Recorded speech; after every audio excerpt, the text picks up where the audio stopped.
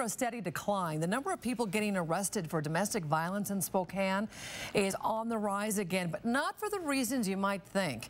In a story you'll see first on KXLY4, Jeff Humphrey joins us live at the jail where police are getting better at catching domestic violence suspects. Jeff?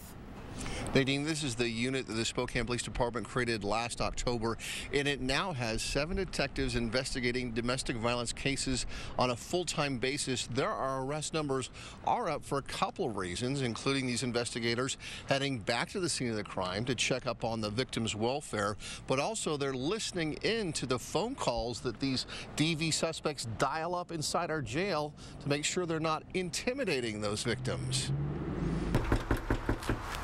Hi, Spokane Police Department, how are you doing? It's been almost 9 months since Spokane Police stood up their domestic violence unit. Since that time, detectives have tracked down 751 domestic violence suspects on the street or paid them face-to-face visits here inside the Spokane County Jail. We're definitely taking a more aggressive approach towards following up on DV assaults particularly, and as a result we're finding more assaults that have happened that have not been reported. When domestic violence suspects appear in court, they're ordered not to have contact with the alleged victims.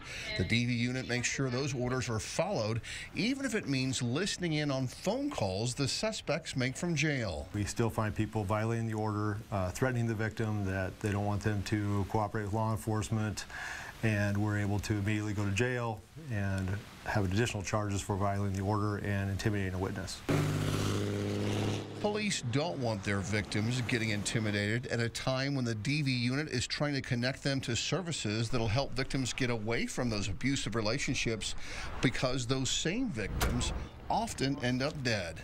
About a third of our homicides are DV related, so there's a lot of violence, and it's DV violence, there's violence, so our hope is to stop it early and keep it from going into a homicide.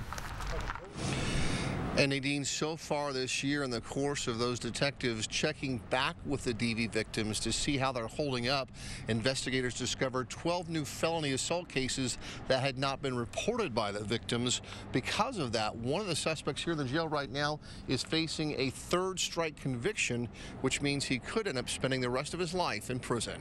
Reporting live at the jail, Jeff Humphrey, KXLY4.